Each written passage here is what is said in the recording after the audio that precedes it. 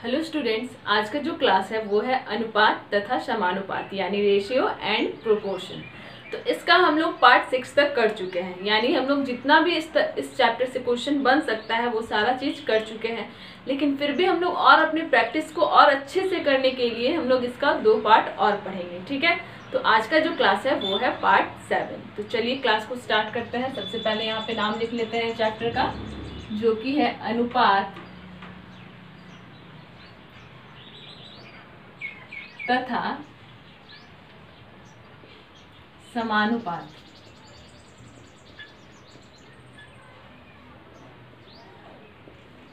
ठीक है, इंग्लिश में हो जाएगा रेशियो एंड प्रोपोर्शन।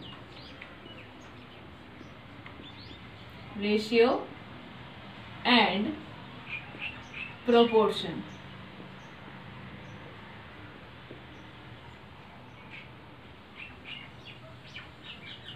आज का जो क्लास है ये है पार्ट 7। यहाँ पे लिख लेते हैं।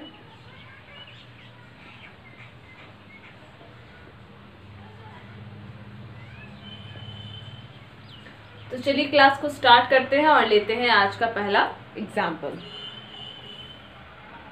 तो क्वेश्चन नंबर 1, ठीक है, मिश्रण वाले क्वेश्चन अब हम बनाएंगे। एक 35 लीटर मिश्रण में 35 लीटर मिश्रण में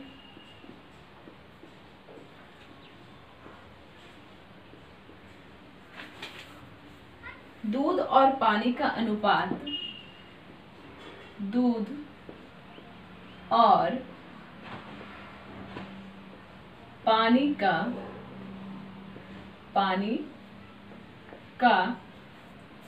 अनुपात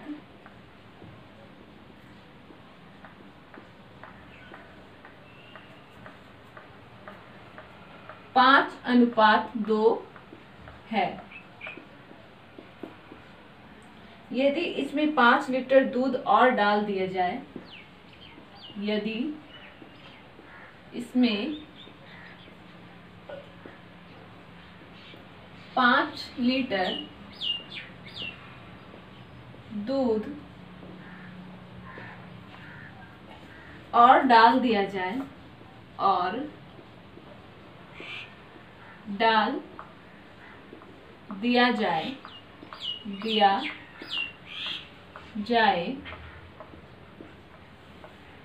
तो नए मिश्रण में दूध और पानी का अनुपात क्या होगा? तो नए मिश्रण में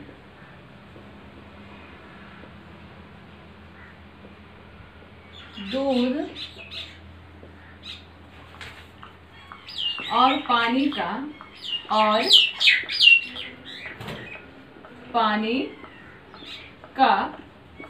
अनुपात क्या होगा? अनुपात क्या होगा? ठीक है, और इस क्वेश्चन में हम लोगों को 4 ऑप्शन दिया गया है। तो एक बार ऑप्शन में भी देख लेते हैं कि क्या क्या दिया गया है। तो पहला है 3:1 यानी 3:1। दूसरा है 5:2। तीसरा है 6:5 और लास्ट है 2:7। ठीक है, इस तरीके का क्वेश्चन हम लोग आज ये पहली बार लिए हैं, यानी मिश्रण का क्वेश्चन ये फर्स्ट क्वेश्चन है हम लोगों का। तो सबसे पहले हम लोग क्वेश्चन को अच्छे से समझेंगे, उसके बाद ही हम लोग सॉल्यूशन पे आएंगे। तो क्वेश्चन को एक बार पढ़ लेते हैं अच्छे से। एक 35 लीटर मिश्रण में दूध और पानी का अनुपात 5:2 है। ठीक है, एक मिश्रण है या फिर एक घोल है। कितना है वो? 35 लीटर। ठीक है, अब ये जो घोल है, ये घोल किस किस चीज से बना है? दूध और पानी से। इसमें 2 चीज मिला हुआ है। ठीक है, दूध और पानी। अब इस 35 लीटर में कितना दूध है और कितना पानी है ये हम लोगों को मालूम नहीं है, लेकिन क्वेश्चन में हम लोगों को मेंशन कर दिया गया है कि दूध और पानी का जो अनुपात है वो है 5:2। 5 2 है दूध और पानी, यानी 5x है दूध और 2x है पानी। ठीक है, अनुपात को हम लोग x में लिख लिए। अब हम लोग यहाँ पे डिवाइड करेंगे कि इसमें इस 35 लीटर में दूध कितना है और पानी कितना है। ठीक है, तो यहाँ पे निकाल लेते हैं दूध कितना है, टोटल 35 लीटर। अभी हम लोग निकाल किसका रहे हैं, दूध का, तो दूध का जो अनुपात है वो कितना है 5, और बटे में क्या हो जाएगा दोनों का टोटल, यानी 5 और 2 7, कट रहा है कितने बार में 5 बार में, यानी 25 लीटर इसमें दूध है। ठीक है, अब हम लोग पानी का निकाल लेते हैं। तो यहाँ पे हम लोगों को एक चीज देखना है कि अगर 35 लीटर में 25 लीटर दूध है तो बाकी कितना बचा है 10 लीटर, तो 10 लीटर ऑब्वियसली वो क्या होगा, पानी ही होगा। ठीक है, लेकिन फिर भी एक बार निकालने का तरीका कैसे होता है वो देख लेते हैं कि 35 लीटर है टोटल, हम लोग अभी दूध का निकाले तो दूध का अनुपात लिए 5, अभी हम लोग निकाल किस कर रहे हैं, पानी का निकाल रहे हैं, तो पानी का क्या है 2 है, बटा नीचे वही हो जाएगा टोटल 7। ठीक है, ये 5 बार में कट जाएगा 35, 5 × 2 10 लीटर आ गया पानी। ठीक है, तो यहाँ पे निकालने का हम लोग को जरूरत नहीं था, लेकिन क्योंकि हम लोग बेसिक से हर चीज सीख रहे हैं इसलिए निकालने के लिए बता दिया गया। यहीं पे हम लोग का क्लियर हो गया कि 35 में 25 दूध है तो 10 लीटर क्या होगा, पानी होगा। तो निकाल लिए कितना 25 और 10। ठीक है, ये है दूध और ये है पानी। अब क्वेश्चन पे आते हैं कि क्वेश्चन में और क्या कहा गया है। ठीक है, यदि इसमें 5 लीटर दूध और डाल दिया जाए, यानी 25 लीटर दूध था अभी और 5 लीटर डाल दिया गया, तो दूध कितना हो गया टोटल 30 लीटर हो गया। जाए तो नए मिश्रण में दूध और पानी का अनुपात क्या होगा। ठीक है, जो नया जो मिलाया गया है वो क्या मिलाया गया है, दूध मिलाया गया है। ठीक है, तो 25 में और 5 लीटर ऐड कर दिया गया तो टोटल जो हो गया वो 30 लीटर दूध हो गया, लेकिन पानी जो है पानी का मात्रा वही रहेगा, यानी पानी 10 लीटर का 10 लीटर ही रहेगा। ठीक है, क्योंकि उसमें पानी नहीं डाला गया है, उसमें 5 लीटर बस दूध डाला गया है, तो यानी इसका जो अनुपात होगा वो हो जाएगा 30:10। अब यहाँ पे 0 0 कट रहा है तो काट देंगे, यानी 3:1 जो है वो है नए मिश्रण का नया अनुपात। कौन सा ऑप्शन सही होगा, ऑप्शन नंबर ए हो जाएगा यहाँ पे करेक्ट आंसर। ठीक है, सबसे पहले हम लोग क्या करेंगे कि जो हम लोग का टोटल दिया रहेगा उसको हम लोग बांट लेंगे। बांटने के बाद क्वेश्चन में देखेंगे कि उसमें क्या मिलाया जा रहा है। ठीक है, उसमें ऐड करेंगे, उसके बाद निकाल लेंगे रेशियो यानी अनुपात। समझ में आ गया। अब हम लोग आते हैं अपने नेक्स्ट क्वेश्चन पे, यानी क्वेश्चन नंबर 2। तो क्वेश्चन नंबर 2 पे आते हैं। ठीक है, एक कॉलेज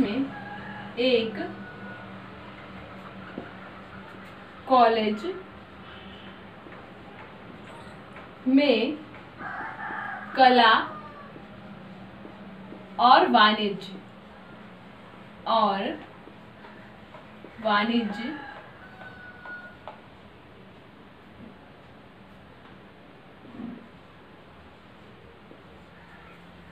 संकायों में विद्यार्थी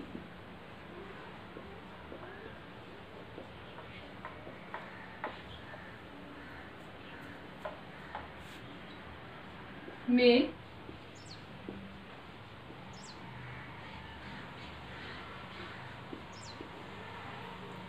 क्रमशः 4:5 के अनुपात में थे। क्रमशः 4:5 के अनुपात में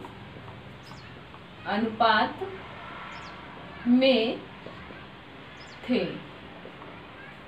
ठीक है, वाणिज्य संकाय में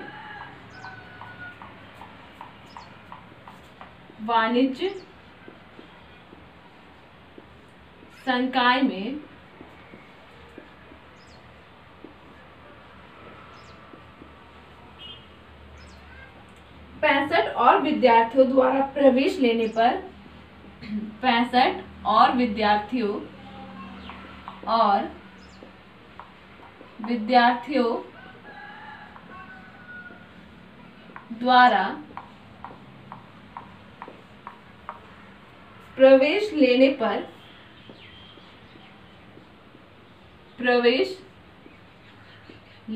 पर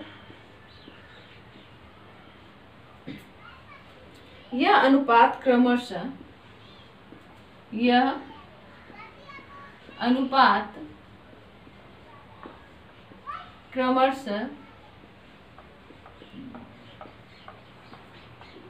8:11 हो गया। 8:11 हो गया।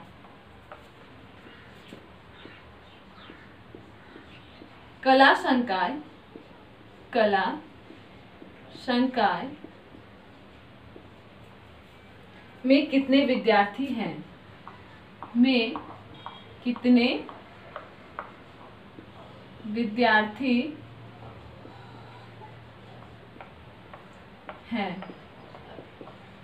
ठीक है, ऑप्शन क्या है?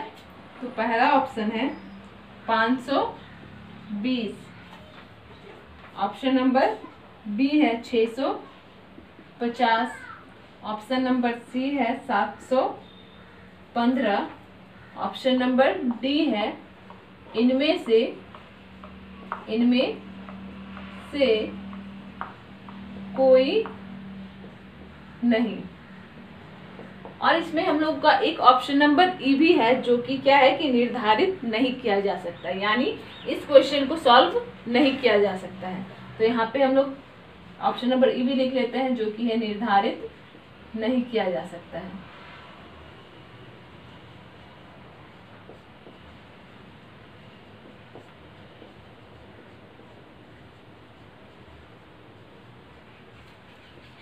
ठीक है, अब हम लोग क्वेश्चन को एक बार अच्छे से समझ लेते हैं, उसके बाद हम लोग उसका सॉल्यूशन बनाने का कोशिश करेंगे।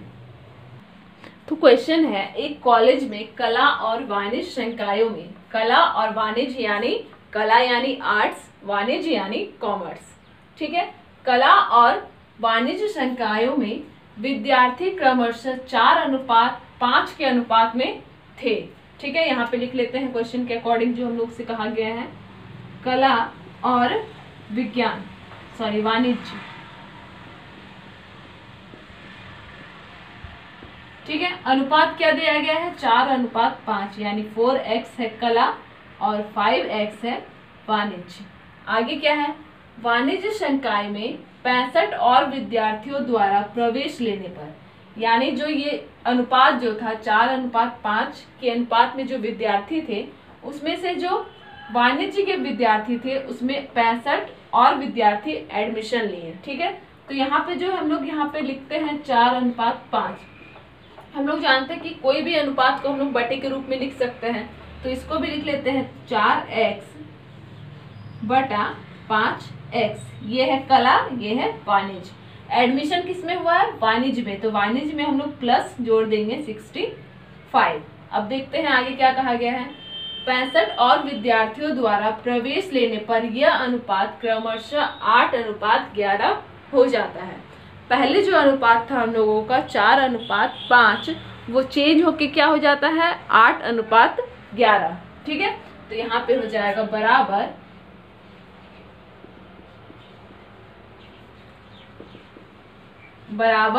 8:11। बस अब क्वेश्चन हम लोग हो गया। ठीक है, अब बस हम लोग इसको सॉल्व करना होगा, इसको अच्छे से कैलकुलेट करना होगा। तो दोनों में अब यहाँ पे बीच में है बराबर, तो हो जाएगा क्रॉस मल्टीप्लीकेशन यानी गुना हो जाएगा। ठीक है, तो यहाँ पे हो जाएगा 4 × 11, तो हो जाएगा 44x बराबर, यहाँ पे हो जाएगा 8×5 = 40x प्लस, ठीक है, 65 × 8, तो कर लेते हैं 65 × 8, तो 8×5 = 40 का 0 हाथ में 4, तो यहाँ पे हो जाएगा 520। ठीक है, 520। अब यहाँ पे क्या करना है कि x को एक साइड करना है और नंबर्स को एक साइड करना है। तो यहाँ पे हम लोग देख रहे हैं ये x है और ये भी x है, यानी इस x को हम लोग को या तो इधर लाना पड़ेगा या इस x को उधर लेके जाना पड़ेगा। तो हम लोग देख रहे हैं कि इसको इधर लेके आते हैं। ठीक है, तो 44x, ये जो है 40x, ये किस में है? प्लस में है, तो इधर आके हो जाएगा 40x बराबर 530। तो 44 में से 40 जाएगा तो 4x बराबर 530। तो x बराबर क्या हो जाएगा 530 बटा 4, 4 एकम 4, 4 तिया 12 और 1 0, यानी x का वैल्यू आया वो आया है 130। ठीक है, अब आगे क्या कहा गया है कि कला संकाय में कितने विद्यार्थी हैं। ठीक है, कला संकाय का हम लोगों से पूछा गया है और कला संकाय का हम लोग माने कितना थे 4x, यानी 4 गुना 130। इसको गुना कर लेते हैं, यहाँ पे 0 हो जाएगा, 4 तिया 12 का 2, हाथ में 1, 4 एकम 4 और 1 5, यानी 520 स्टूडेंट्स हैं आर्ट्स में यानी कला संकाय में। ठीक है, कौन सा ऑप्शन सही होगा, ऑप्शन नंबर ए। ठीक है, यहाँ पे एक चीज हमें और देखना है कि यहाँ पे हम लोग को इतना दूर बनाने का जरूरत नहीं था। यहाँ पे ऑलरेडी हम लोग ले आए थे कि 4x बराबर 530। 4x क्या माने थे हम लोग, कला को माने थे, तो 4x बराबर 530 तो यहीं पे आ गया था हम लोग का। तो इतना हम लोग को और 2-3 स्टेप हम लोग नहीं भी करते तो चलता। ठीक है, लेकिन अभी हम लोग कर रहे हैं क्योंकि अभी हम लोग सीख रहे हैं। जब अच्छे से सीख जाएंगे, बहुत सारा हम लोग एग्जाम्पल प्रैक्टिस करके बनाएंगे, तब इतना करने का जरूरत नहीं पड़ेगा। यहीं पे आपको समझ में आ जाएगा कि आंसर जो है यही है 520। ठीक है, तो इसका जो आंसर होगा वो होगा ऑप्शन नंबर ए। क्लियर हो गया। तो अब हम लोग आते हैं अपने नेक्स्ट क्वेश्चन पे, यानी क्वेश्चन नंबर 3 में। तो लेते हैं क्वेश्चन नंबर 3। ठीक है, 3 संख्याओं का योग 64 है। 3 संख्याओं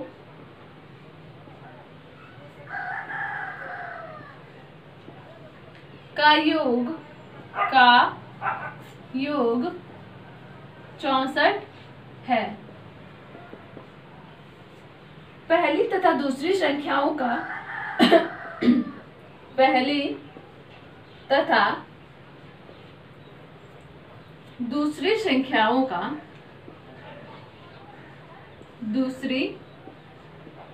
संख्याओं का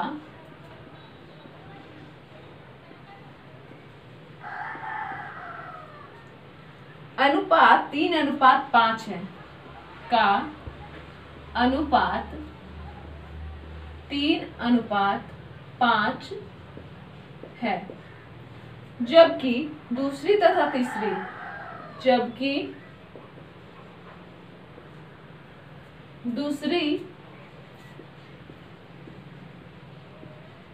तथा तीसरी संख्याओं का अनुपात 5:8 है। संख्याओं का अनुपात